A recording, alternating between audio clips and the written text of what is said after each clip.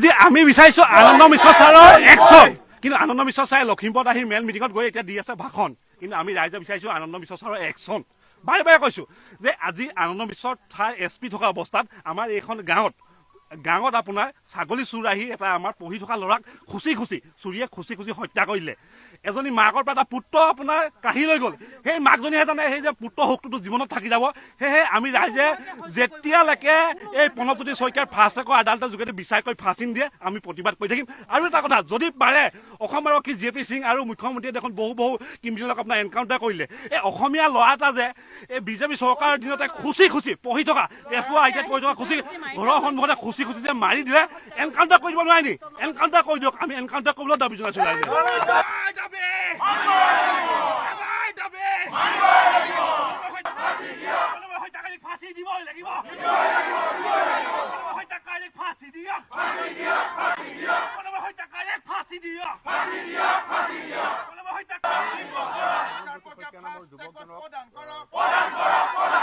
হত্যাকাৰীক ফাঁচি দিয়াটো আমি বিচাৰিছো আৰু ফাঁচি দিওঁতে তাৰ আগৰ যিখিনি পুলিচৰ যিখিনি নীতি নিয়ম বা পুলিচৰ যিটো চাৰ্জশ্বিট এই চাৰ্জশ্বিটটো যাতে ফাঁচি দিব পৰাকৈ তেওঁলোকক এটা চাৰ্জশ্বিট তৈয়াৰ কৰি দিয়ে তাৰ কাৰণে আমি বিনম্ৰভাৱে অনুৰোধ জনাইছো পুলিচ প্ৰশাসনক আমি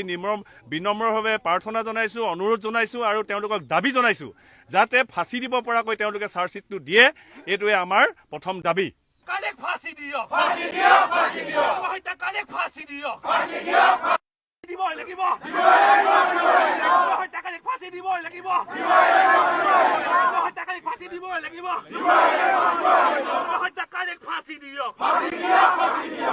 দুষ্কৃতিকাৰীৰ বাবে এটা উদাহৰণ ক্ৰিয়েট কৰিব লাগে আমাৰ আৰক্ষী বিষয়া আনন্দ মিশ্ৰৰ ওপৰত আমাৰ সম্পূৰ্ণ বিশ্বাস আছে উপায়ুক্ত মহোদয় সুমিত চাটমানদেৱৰ ওপৰত বিশ্বাস আছে যে আপোনালোকে ৰাইজক যেনেধৰণে কথা দিছিলে যে আমি তেওঁলোকক অতি সোনকালে দৃষ্টান্তমূলক শাস্তি দিব সেই দৃষ্টান্তমূলক শাস্তি দিয়ক আৰু ৰাইজক ন্যায় দিয়ক দুৰ্ভগীয়া পৰিয়ালটোক ন্যায় দিয়ক প্ৰণৱজ্যোতি শইকীয়াৰ আত্মাক ন্যায় দিয়ক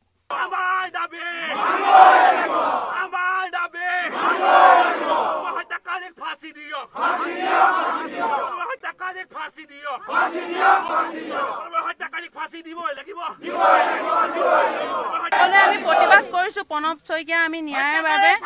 হত্যাকাৰী আমাক ফাঁচি লাগে ফাৰ্ষ্ট ট্ৰেক আদালতৰ জৰিয়তে আমাক মানে চৰকাৰে বিচাৰ বিবেচনা কৰি আমি ফাৰ্ষ্ট ট্ৰেক আদালতৰ দ্বাৰাই মানে আমি ফাঁচি বিচাৰিছো